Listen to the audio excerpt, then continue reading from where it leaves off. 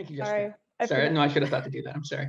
Yeah, one of the hiccups tonight is that Jessica usually runs behind the scenes, but we flip-flop roles today. So I'm going to screw everything up along the way, and Jessica's going to have to clean up my mistakes. That's what just happened there. I apologize. But then tomorrow we've got 3 more films opening in the virtual cinema. All 3 are the Brazilian director Maya Darin, who is of no relation to the experimental filmmaker Maya Deren. They just have very similar names.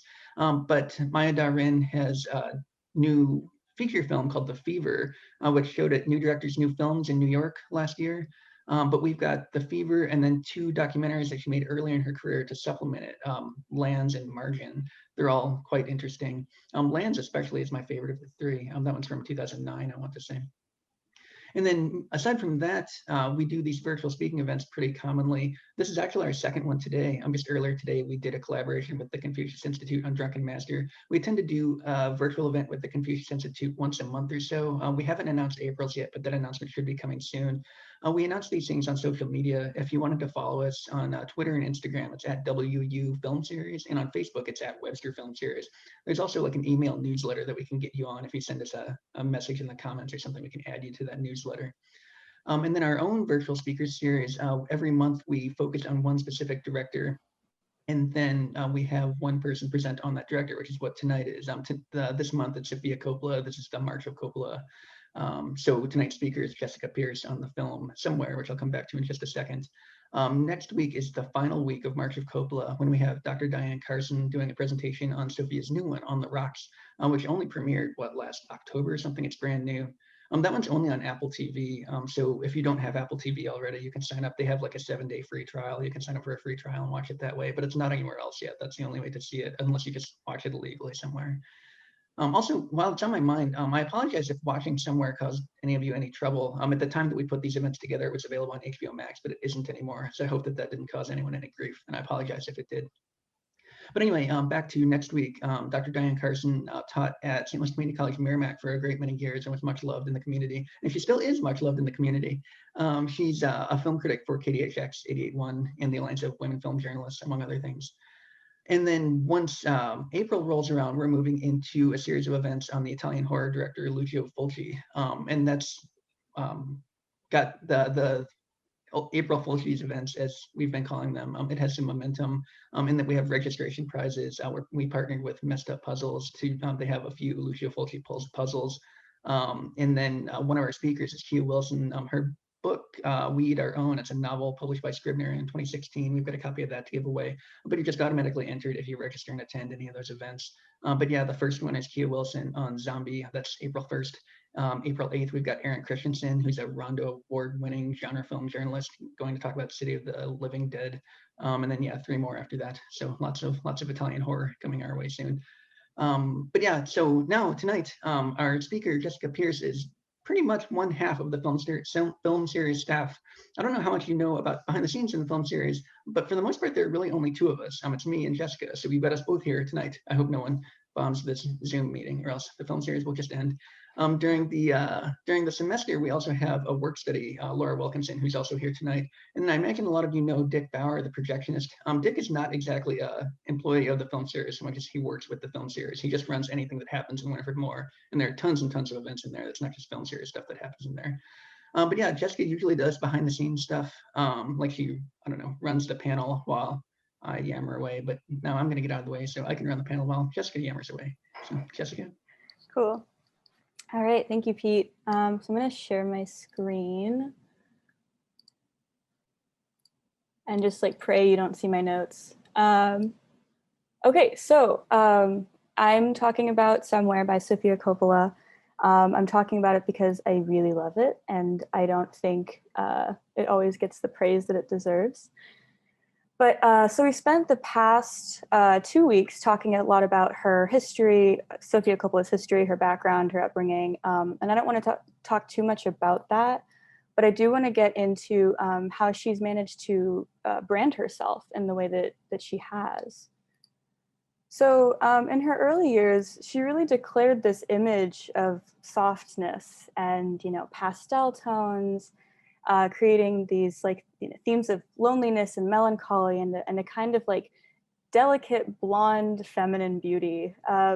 I'd say up until maybe On the Rocks, all of her films felt very like bubbled in their own, private, soft, dreamy world with a lot of introspection and like reading between the lines, leaving a lot of things unspoken. And these are all elements that have like defined her as an auteur. And I want to delve into why exactly her works work so well for her audience. Her films have been labeled, nostalgic and dreamy and indulgent, and also excessive and empty and vapid. And especially in her early works, she's exploring this like uprooted or lost sense of identity and feelings of being trapped or caged in and leaving a lot of things unspoken. So, and within that, she's mostly working with girls and women. Of course, as she's aged, her characters have kind of aged with her. But point being, she's able to embrace femininity, subvert or reassess the male gaze, and show women in many dimensions. So her influences, people have made comparisons between her and Agnes Varda. In particular, they've repeatedly drawn references between Somewhere and Cleo from 5 to 7. But she doesn't actually like use that as a reference when she talks about the film. She actually cites everything from Fellini's Toby Dammit to Jean Delman by Chantal Akerman as inspirations. And she's also notorious for using like photography books for reference. And for this one, she was very heavily inspired by Paul Jasmine. I don't know if my like mouse is working, but that's the big picture there. And the book specifically she references is Los Angeles. So you've got that sort of like washed out like LA celebrity type of vibe going. But she's also taken inspiration from Bruce Weber's Hollywood portraits and Helmut Newton's portraits at the Chateau Marmont, which of course the film was shot there. She herself has a lot of experience with photography, and as mentioned by previous presenters, she spent her adolescence and early adulthood meandering and kind of like floating through different artistic hobbies. So, she interned with Chanel 2 summers in a row as a teenager, and then she helped Sonic Youth's Kim Gordon with her X-Girl clothing brand before starting her own brand, Milk Fed, in '94, which is still actually available in Japan. And of course, we know about her early days of acting. But, so she did all this stuff, and she was 28 before her debut short film, Lick the Star, came out, and she was 29 when The Virgin Suicides premiered at Cannes. So despite like growing up with this access to film education and film resources, she really took her time dabbling around before ultimately deciding, to be a director. And to me, I think that really served her well, not only in the fact that like she walked away from film and came back, knowing that that's what she wanted to do instead of, just doing what her family did. But it also served as like an inspiration, having all these other forms of art at her fingertips. So her experimental period in her youth has really served her well.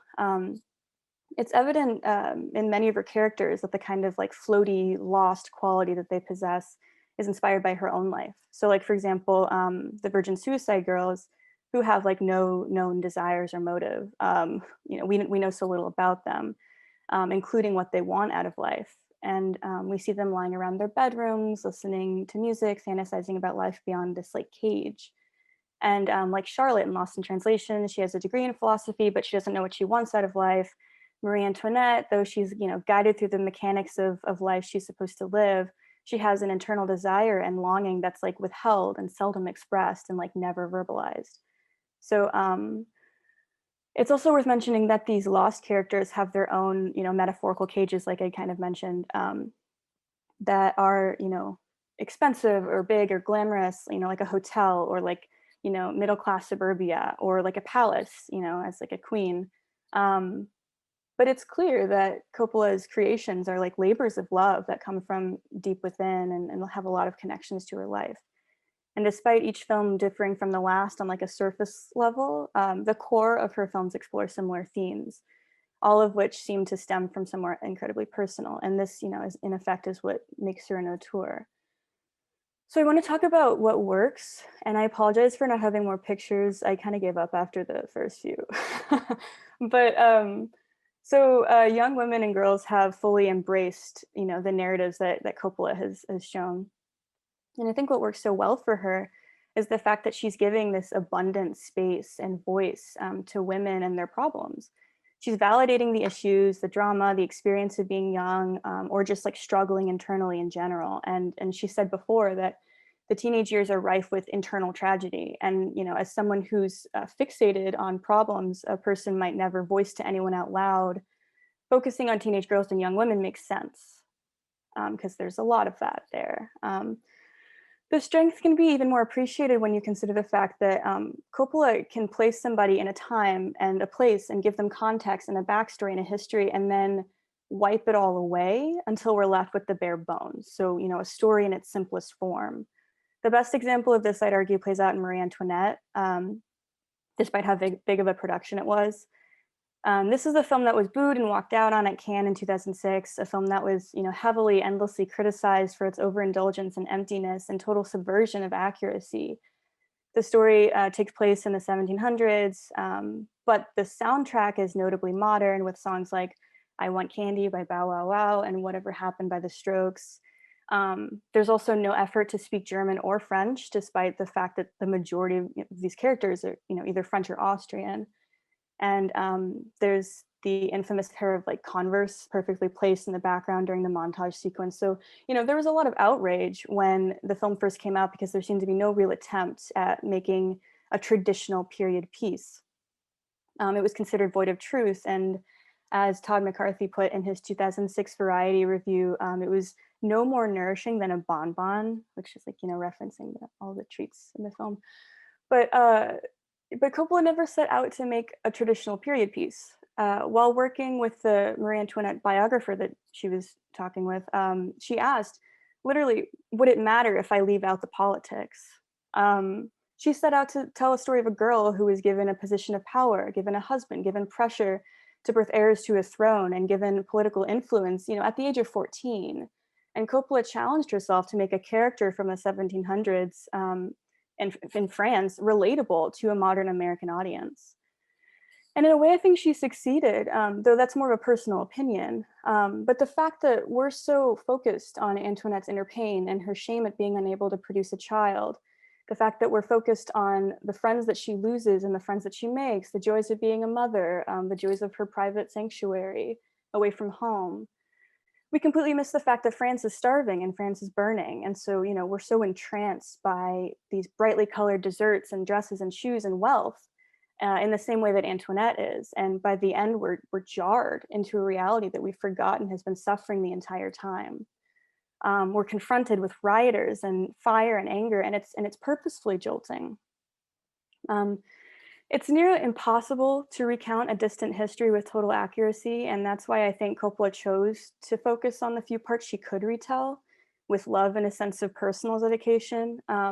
She's always insisted on taking the context, giving it weight when necessary, and then stripping it away when it's not. And I think Marie Antoinette serves as a great example of that, especially when you consider the ending. Coppola is saying, of course, we've forgotten the larger context, and here's why it's a problem. But that kind of confrontation with reality isn't present in her other films. So here's what really bothers me about Coppola, someone I adore. So this talent that she has for stripping stories away and leaving up only the bare bones of internal strife has actually caused a lot of controversy again and again. You see it with Marie Antoinette, but you also see it with Lost in Translation, where the entire setting of the film, though serving as a setup for isolation, does not give proper credit or representation to an entire race of people. A lot of people boycotted the film, particularly in Japan, after the release because of what they argue is an inaccurate and harmful portrayal of Japanese people. At different points in the movie, they feed into stereotypes and into jokes that American audiences are meant to laugh at, and they're excluded from those jokes, including Bob's inability to understand them, despite the fact that he's in their country. The joke is that they aren't communicating effectively enough, not him. There's also, the Japanese woman who comes up to his room and offers sex, and that's playing into the tired old stereotype of Asian women being hypersexualized, particularly with white men. Of course, the story is meant to focus on two people out of their element, surrounded by people who don't understand them, but who find peace and knowing within each other, despite the chaos and static around them. But the Japanese, as many argue, serve as a plot device and a backdrop for white people, and not a multidimensional people worthy of story in and of themselves. Um, I love this film so much, and I've seen it so many times, and it's one of my earliest influences. But it's pretty fucked up. Once again, here she's using her strength. She's stripping away. The world around these two characters falls away, and it's just them alone together. But where she falls short is her lack of perspective as this wealthy white American woman. Um, Another more recent example of this is The Beguiled.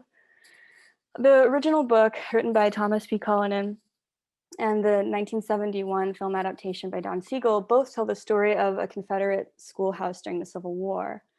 In comes, injured Northern soldier who the girls and women agree to provide shelter and care for during his recovery, despite him being considered an enemy. The original story, though, while it's focused on a white man, also features a Black enslaved woman and a biracial school teacher. And throughout the story, this man is manipulating these women into letting him stay by prodding at their sexual repression. And though Coppola is able to reimagine this, female hysteria as female sexual repression worthy of empathy, she omits the enslaved character Hallie and replaces the biracial school teacher Edwina with blonde-haired, blue-eyed Kirsten Dunst, her favorite. In an attempt to strip this story of context, like she does, so she could focus on the core, i.e., these Confederate women's sexual repression, she erased necessary details. So, how do you tell a story of the Confederate during the Civil War with no mention of slavery and how these women are benefiting from it?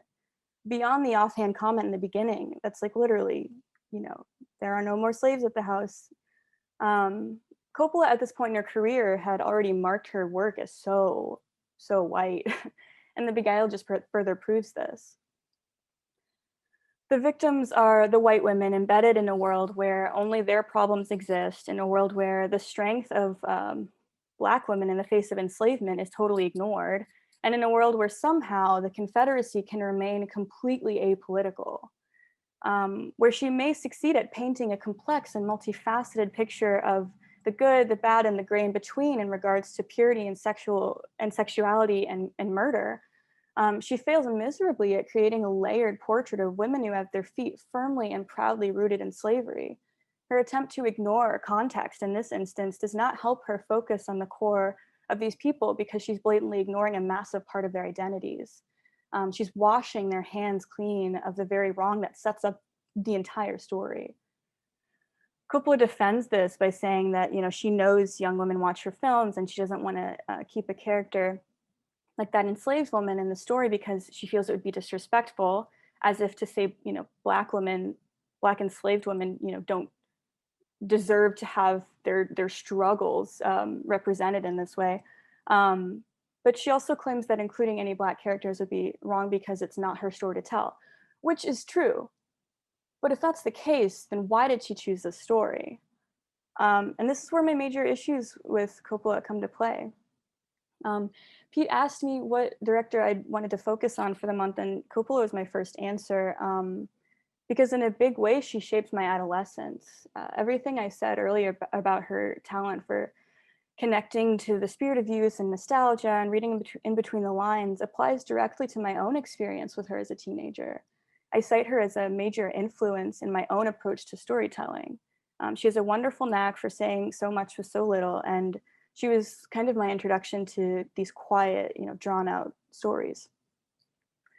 But upon revisiting all of her films for this presentation, I'm honestly appalled by a lot of her choices and her determination to defend them. I know that's probably not what you were expecting me to say, because these are, events meant to praise the filmmaker. But I wanted to address why my relationship with her is so complicated. Like I said, I strongly identify with her and her stories, but these characters are so rife with privilege. Every single one of her films, except maybe Lick the Star and maybe A Very Merry Christmas, and her music videos, everything else is pain and suffering and longing and desire from the perspective of privilege, with no acknowledgement for a bigger world with bigger suffering.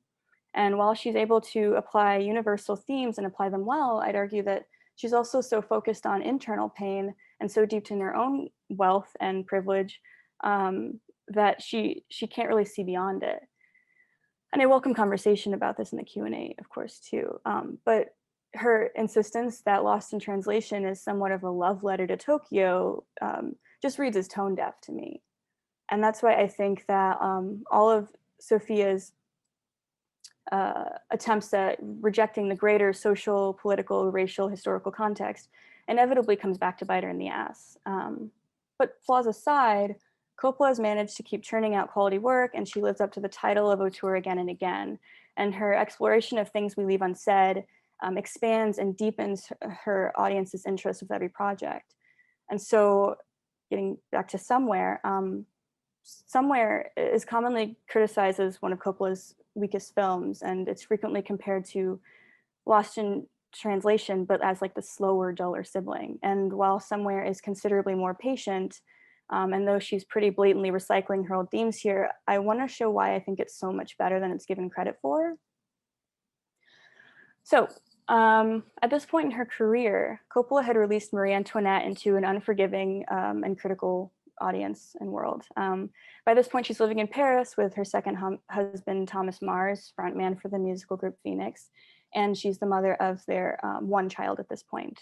Romy, named after her older brother, was born in 2006, and Cosima, their second child, was born in May 2010, about a year after principal photography. She writes the story loosely based on her own life, but ultimately it's a conglomeration of many people and experiences drawn from her life and that of those around her, including the character Cleo being based somewhat on the daughter of a friend with like Hollywood parents. Coppola knew Stephen Dorff, who plays Johnny Marco, and she wrote the character partially with him in mind. Dorff, having grown up as a child actor at that point, was most known for his roles in Blade, Backbeat, Cecil B. Demented, and he had just released Public Enemies and Blackwater Transit the year before. So he was handed the script for Somewhere, which coincidentally was a year to almost the day after his mother passed. And he cited saying that the role of Johnny was something that his mother would have always wanted him to play and would have loved to see him in. When he talks about getting the part, he speaks with such genuine excitement and joy, and you can tell that this is a part that he was really hungry for. Though he's played a variety of characters at this point, this part seems to have tugged at something deeper for him. And when he talks about working with Coppola, he speaks with such admiration for her. He was clearly a fan of her work before the project and was really excited to collaborate with her. Coppola didn't know Elle Fanning ahead of time, but it's safe to say that she was an easy choice for Cleo after auditioning, considering what an incredible job she did. But rehearsals they consisted of Dorff, Fanning, and Lala Sloatman, who plays Layla, Cleo's mother, all reacting their characters' memories. And on an interesting note, all three of these actors had experienced fame in their youth, just like Coppola. So whether that means anything or not here, I have no idea. But rehearsals were literally Dorff picking up Fanning from school and taking her to volleyball practice, going bowling, family dinners pre-divorce. And because the dialogue is so sparse, much of the rehearsals were focused on the natural formation of chemistry and less about the delivery of lines. Production took place at the Chateau Marmont, which is known by all as a place of celebrity retreat. Endless big names have taken extended stays there, and there are plenty of wild stories that come with those stays. James Dean jumping out of a window, Lindsay Lohan being banned for her outstanding unpaid bills, John Belushi's overdose, the list goes on. And Johnny fit right into that celebrity culture, despite how much he feels like an outsider in the film.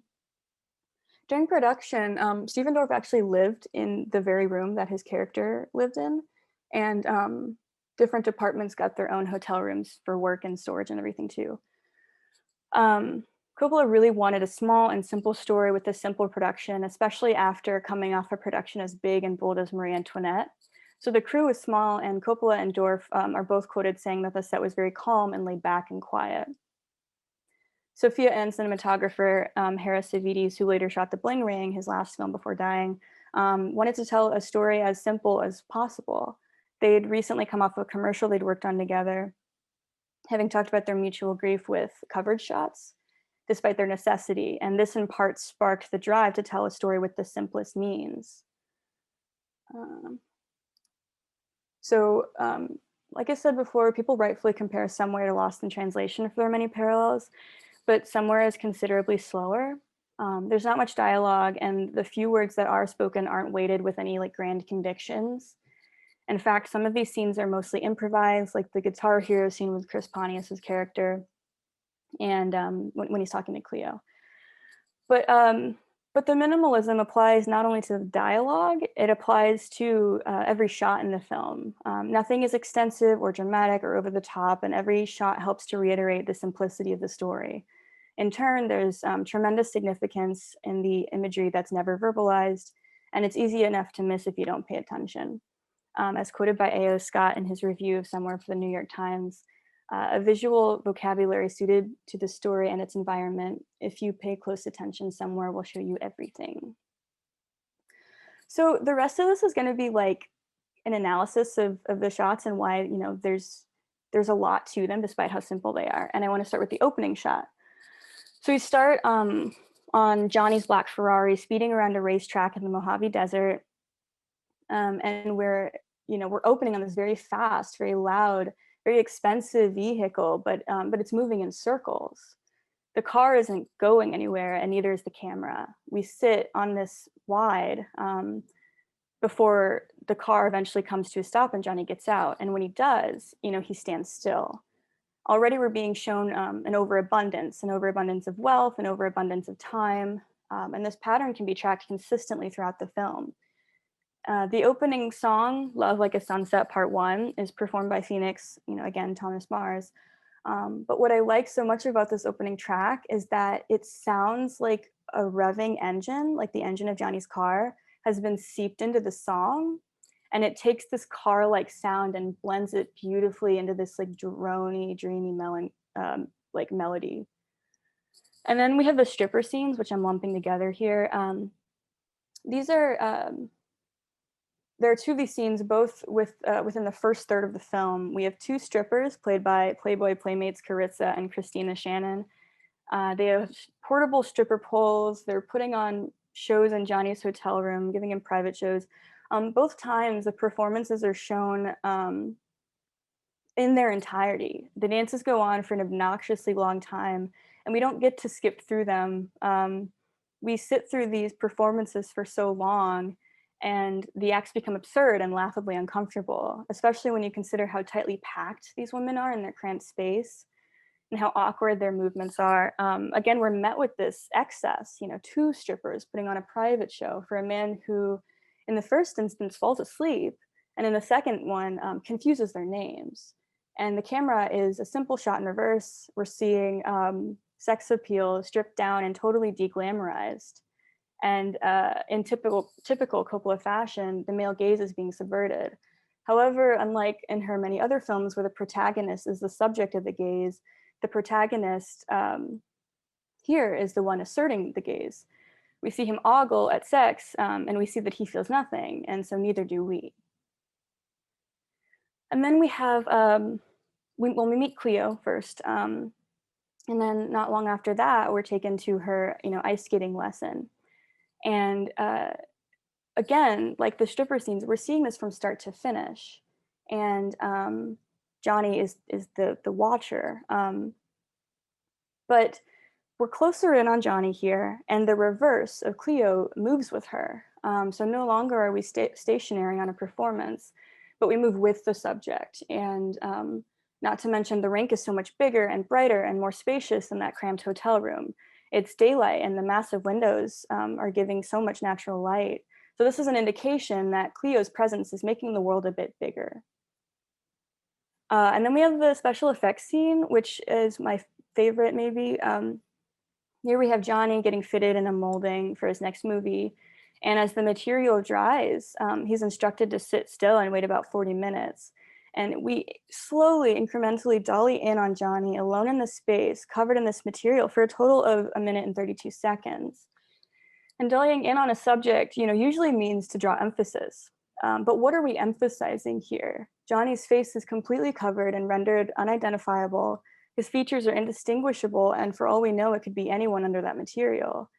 As we dolly in, and as we emphasize this anonymous person and draw closer to a figure that becomes no more visible or recognizable during this 1.5 minutes, as we do this, all we hear is Johnny's breathing, which is far louder than it should be in the sound mix. But it's our only indication of life in this shot.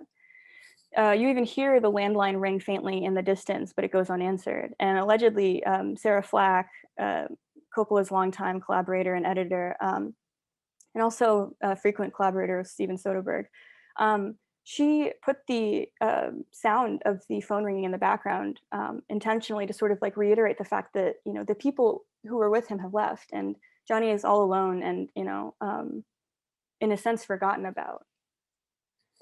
And then the next scene directly after that shows who Johnny has become. And we see he's this elderly man and, he's shocked. And so are we because of how jarring that switch is. And so to go from time idly passing you by very slowly, very quietly, to suddenly being an old man, Coppola is stating very loudly Johnny's current state and his current fears. Is life passing him by? Is he suddenly going to wake up one day and just, be at the end of his life? Another scene of prominence is when Johnny's on the couch with Sammy Jackasses, Chris Pontius is there as well, and then Cleo. They're all sitting together on the couch, and Sammy tells Cleo a story that, for the first time in the entire film, reveals details about his own relationship with Johnny. So we're discovering that Sammy and Johnny have actually been close friends since childhood. And in that same moment, we're learning that Johnny is sitting with probably the two most important people in his life. And simultaneously, he's ripping out of this arm cast that he's had since the beginning of the film, a cast that seems to symbolize some sense of being broken. So you not only get Johnny being freed from the symbol of limitation and defeat, but that it's also self-administered. He's becoming an active player in his own life at this point, because this happens toward the end. If you've seen it, I hope you have. He's someone who his entire career is based on being told what to do, what to say, where to go, as someone who up until this point wasn't spending any time with his daughter unless it was forced on him. This scene represents a man assuming responsibility for his life and taking control of it, all within the company of his true loved ones, as opposed to random women or journalists or publicists. And I just think this is a nice little symbol of healing that Chloe offers. And so the montage is another significant scene. This takes place on Johnny and Cleo's last day together. They spend it lounging and playing ping pong, talking, swimming, and it's very beautiful. And it's serenaded by the Strokes' I'll Try Anything Once, which is a demo version of the song You Only Live Once, which is the first track of their 2006 album, First Impressions of Earth. The demo was initially released as a B-side to the single Heart in a Cage, released in April 2006, but being a demo, it's completely stripped down and simple, and in typical Strokes fashion, very lo-fi, and Julian sings so quietly in this that it feels like a lullaby. Counter this song with the earlier songs, all of which were diegetic except the opening credits song, which took audio from the diegetic soundtrack. So, My Hero by the Foo Fighters, One Thing by Anne-Marie, Cool by Gwen Stefani. The music at the awards ceremony, it's all very, big and loud. Johnny's outer world up until this point has been very big and loud and very generic. And I'd argue, at least. And his inner world has consisted of silence the entire way through. We have no non-diegetic sound up until this point. But here we have our first non-diegetic song that exists within Johnny's inner world. And it's kind of a lullaby. We've reached this point. So the dolly out at the end of the montage on the pool day, Johnny and Cleo are laying by the pool. You know, they're happy to sit quietly and tan in the sun. And we dolly out, and this mirror so clearly, or this dolly clearly mirrors the special effects scene earlier.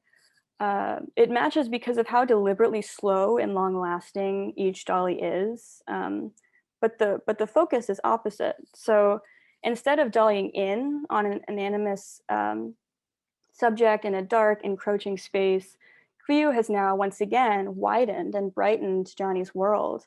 Johnny is no longer in a mask that blurs or obscures his identity. The mask Johnny wears out in the world as an actor, as a celebrity, has melted away in the presence of Cleo. And note too that we're not dollying in and invading anyone's space, we're pulling back. So we're revealing how big the world is and how much Johnny is a part of it now. And we're leaving him and Cleo alone in this moment. We're giving them space and privacy to enjoy it together. And then the last scene of, or no, second to last scene of significance. At this point, Johnny and Cleo are saying goodbye. He's dropping her off at summer camp after an obnoxious helicopter ride. And in a last-ditch effort to connect, Johnny finally gives an apology. As he stands back and watches Cleo's taxi get ready to go, he voices the most self-aware statement we've heard so far. He says, "Cleo, I'm sorry I haven't been around." But of course, his helicopter directly behind him has blades swinging rapidly, and Cleo can't hear a word of what he says. All she does is wave, and the car pulls away. Whereas, you know, if you were to compare this again to Lost in Translation, that final moment of connection is opposite. The audience isn't allowed to share in their final words, Bob and Charlotte, and it's the opposite of somewhere. So instead of being pardoned from an intimate moment, we're awkwardly placed between two ultimately disconnected people. It's very poignant in the fact that he's making an attempt that ultimately falls flat. And it's the fact that Johnny wants to grow, and we see him reaching out. But his reality proves that connection isn't easy, and you know that connection will take work. And despite the fact that he had a wonderful time with Cleo, and they really bonded, he's still missed a lot of her life. Johnny has a lot of work to do. And so the last shot of significance I want to focus on is the last shots of the film. So we see after Chloe leaves and he goes back to his life, and it's so much emptier without Cleo. And he calls Layla, his ex-wife, in a moment of weakness and breaks down about how empty he feels. We see Johnny pack up and leave the hotel, you know, his cage. We see he's back in his black Ferrari, driving for quite a while, and ends up stopping in the desert. So this brings us visually back to the very beginning. We've come full circle as Johnny gets out of the car. But unlike the beginning, where we see Johnny get out and stand completely still, we see Johnny break free of a cycle by instead abandoning his car and walking forward, redirecting his narrative. We have no idea where he's going. The desert goes on for what seems like miles. He's left his only means of transportation, but the point is that he's headed somewhere. And so with that, I want to get into Coppola's common motifs. Starting with staring out of car windows. She does this a lot, and people frequently draw attention to it. So yeah, she does this in just about everything she makes, but in Somewhere, you can see it being used as normal on the left, and then in the presence of Cleo, he's looking at her.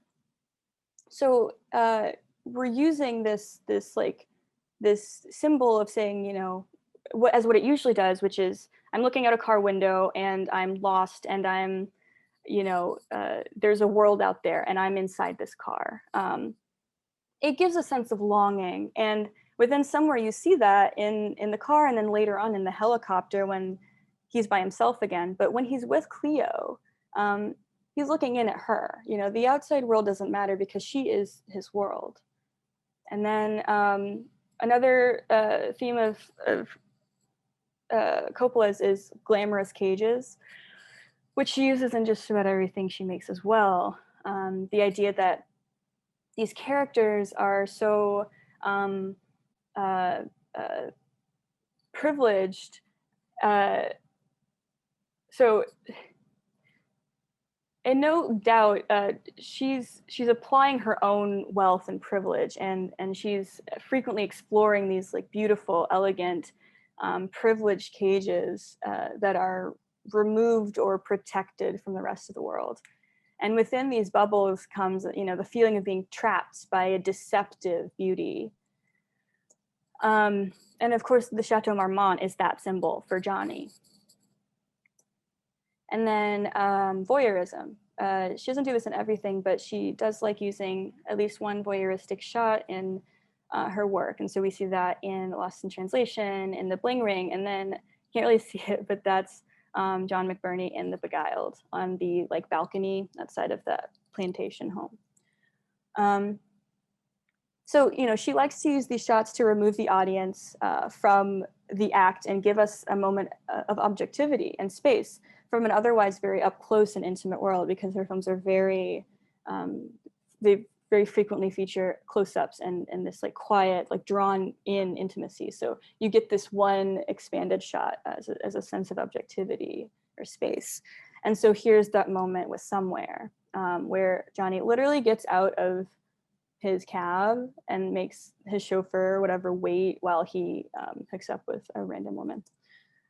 So another couple of motifs that aren't necessarily common in all of her movies, but are common in this film. One of them is mirrors. I love her use of mirrors in this film because you have two scenes that parallel each other, just like those dolly scenes. One is at the beginning where we can't really see Johnny's reflection. We're close up on his profile, but we know he's looking in a mirror. And at this point, early in the film, his identity is obscured. This sense of identity being lost is like commonly brought up throughout the film. And then once again, like at the end of the film, we return to the mirror, the same mirror, but we're seeing Johnny head on. We get a view of his face in this mirror. We get a sense of his identity reemerging from the ether, and she shows that really well without saying as much. And then lastly is pools. So I just like the way that Johnny floats out of frame in the one pool scene without Cleo, because the other pool scenes, there's more than the ones I have here, but there's interaction, there's like playfulness in the water, and in the one without Cleo, Johnny just like pathetically slides out of frame. And some people have also argued that the pool is sort of a metaphor for the thawing of Johnny and Cleo's relationship, because at first she's skating on ice and then later it's water. So I don't know, you could argue that, maybe that's looking too much into it. But my favorite thing about Somewhere is just the chemistry between these two people. That was ultimately what like made me so attached to it the first time I saw it. It's the strongest element, the relationship, the chemistry between Stephen Dorff and Elle Fanning. Their interactions are so beautiful and raw and telling, and these quick glances say so much about their chemistry. My two favorite scenes are one is when Johnny has invited this random Italian woman to come into their hotel when they're staying in Italy. And the next morning, Cleo, and this random woman are sitting together at breakfast. Cleo doesn't say a word. Johnny doesn't say a word. There's no communication about what has happened, but the knowing look that she gives Johnny, and the sort of like sympathetic and sorry and like pleading look that Johnny gives her back, it says so much, and they don't say a word, and I really appreciate that. And this next one here on the bottom is when Johnny receives his award, and he makes this sort of like this like side glancy face at her a lot, when it's sort of like saying like, she's in on the joke with him or whatever, and in this instance he's at this very big and flashy award show, and he's sort of signaling to her like, isn't this a bit ridiculous, and they say so much to each other with so little, and that just continues throughout the film. Actually, the editor, Sarah Flack, talks about how her favorite scenes to edit were the nonverbal ones between Johnny and Cleo, and I think that comes through pretty clearly. So critical reception, the film was met overall with positive reviews, though they were fairly mild. No one was like, I think after Lost in Translation, people weren't very impressed with this. People were quick to call it boring or slow, or say that the themes and style were repeating the same messages and the same story and the same ideas she'd explored in previous works. Others, though, gave Coppola credit for her quietest, simplest film yet. The film was the winner of the Golden Lion at the Venice Film Festival, as well as a few other things, but nothing like huge.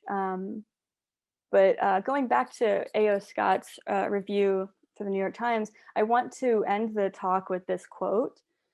The experience of watching Somewhere, shot in lovely tones on Southern California haze by the great Harry Savides, is like reading a poem.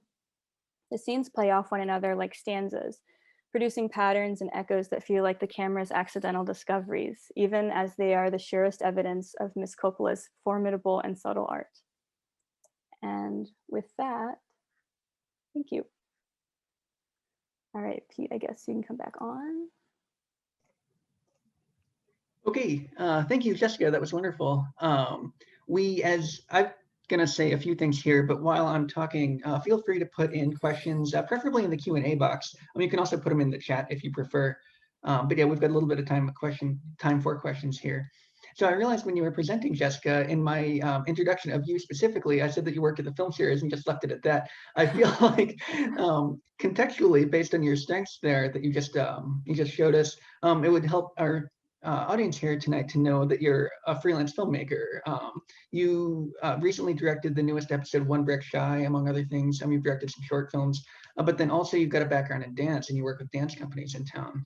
But I feel like you spoke very eloquently both about like filmmaking choices and about like the physicality of some of the characters, including the pole dancers. Yeah. Yeah, I do wonder how those Foley poles support their weight, but that's a question. That's not a question I'm actually asking. It's a question for another time, I guess. Yeah.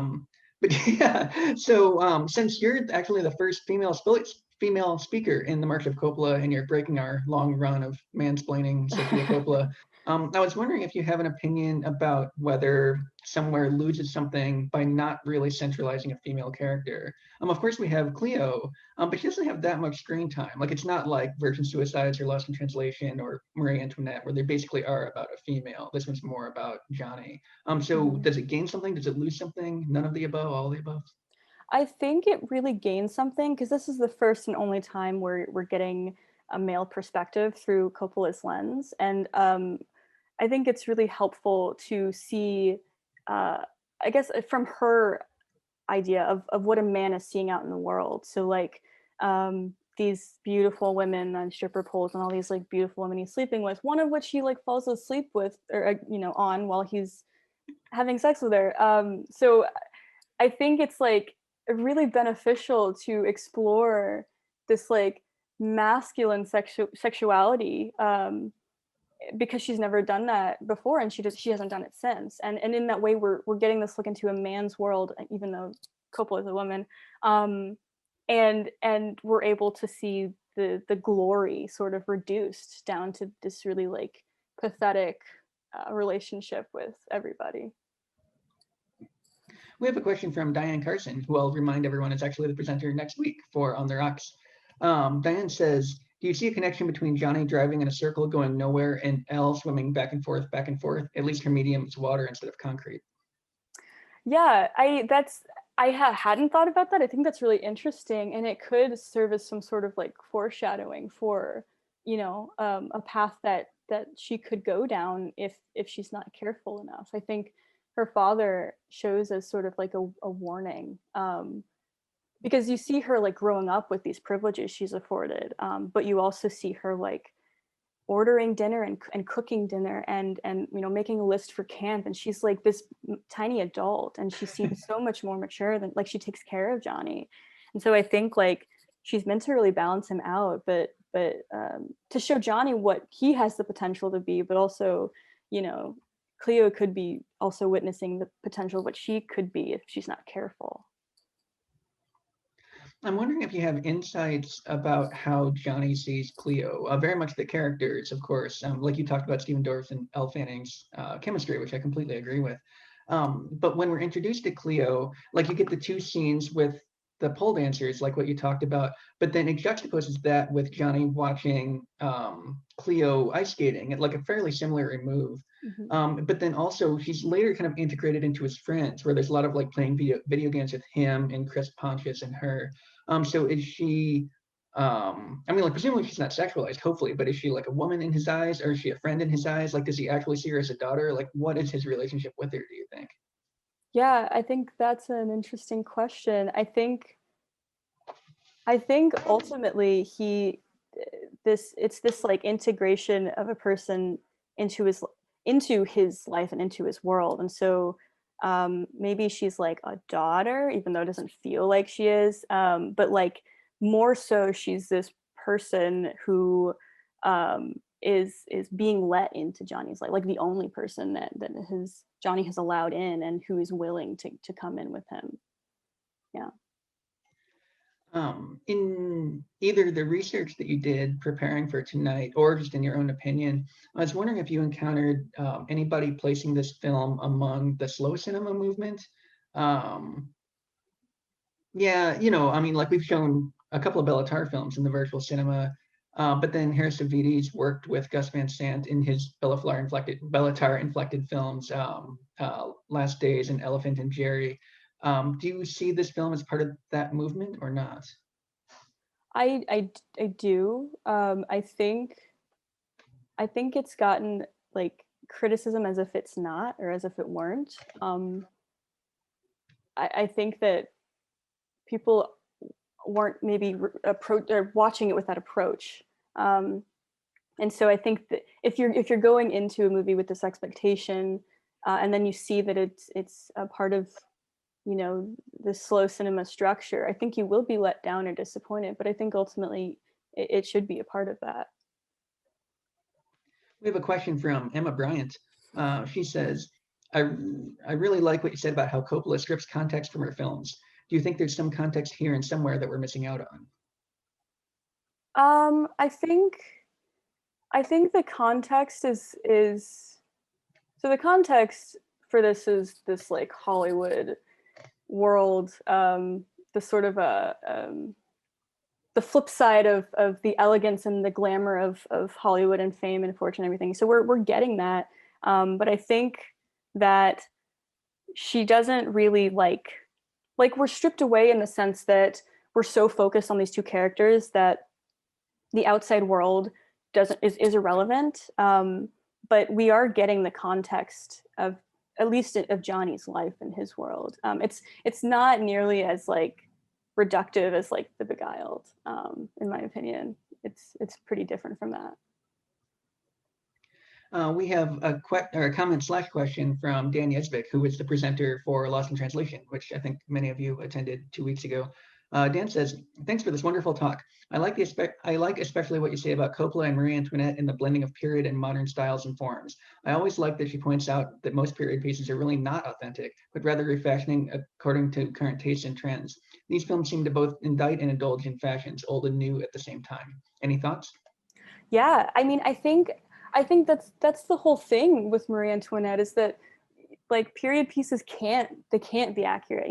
We don't have people who with lived experience to reference, and so there's no like, you're gonna get things wrong. And period pieces, maybe as accurate as the language is and as accurate as like the set design is, it's still gonna feel like something that was made in 2020 or something. And so I think to get to like a bigger truth of what I think Coppola managed to get to, that truth, because she wasn't saying, I'm going to try to recreate this. She was saying, let me relate who I am and who we are to who they actually were, who this 14-year-old actually was, because she wasn't the place and the clothes and the like way that they spoke. She was this like spirit, and I think she got the spirit correct. I've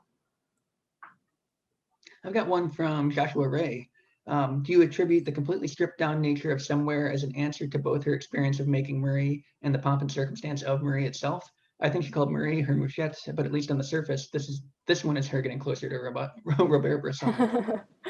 Oh wait, I'm gonna read it again. Oh, sorry, I kicked it over to answered. I don't know if I found it. see. Okay. Yeah. So do I attribute the completely stripped down nature of Somewhere as an answer to the experience of making Marie and the pomp?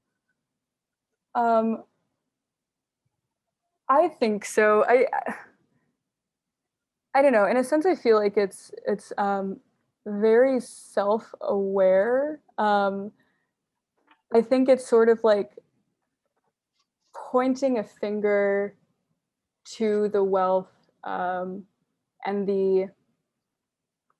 like the sort of like overindulgence. I think she's really like saying this is the world, and we're like reflecting a mirror back on it. If that makes, I might not be answering that the way you wanted, but it does seem very self-aware in that, you know, this like world and this environment that's so big and so like bougie. We're saying like we recognize that, I guess. It is 7:59, but I have a few more questions. So while I ask one or two more questions, if anybody in the audience has another question or two that they're dying to have answered, please do go ahead and type it in. But we'll wrap this up shortly.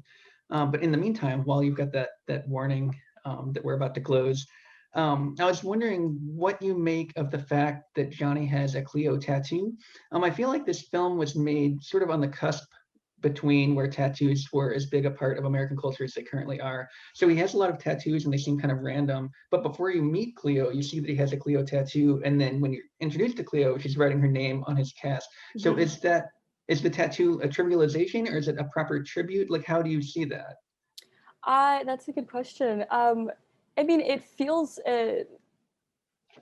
like a forced gesture, that tattoo. I mean, obviously at the point that we meet Cleo, we see the sort of fraught nature of their relationship. And so the tattoo feels like counterintuitive. So I think it's funny and sort of a statement that the like writing in her own like penmanship on this like temporary cast is the more meaningful showing of love, I guess.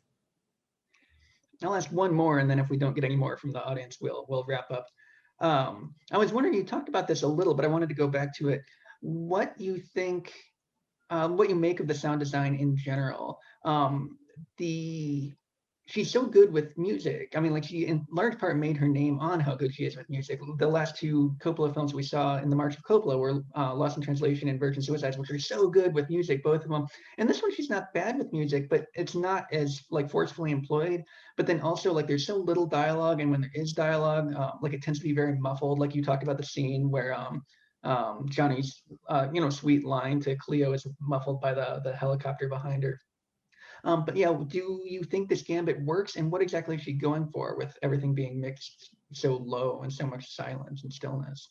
Yeah, well, I think the sound design serves the same purpose that the lack of dialogue does, and that like what little does happen is monumental. And so like, you know, the car in the beginning is so loud, and that's meant to serve as like a juxtaposition with like how like empty, you know, Johnny's head is and everything. And like I said, like the stroke song that was played in the montage, like that's sort of an indication of like Johnny's inner world, and like the only one that we get thus far. And so I think that the sound design, like, you know, yeah, everything being quiet except like these like really loud songs with like the strippers, and like the really long loud song on the skating rink.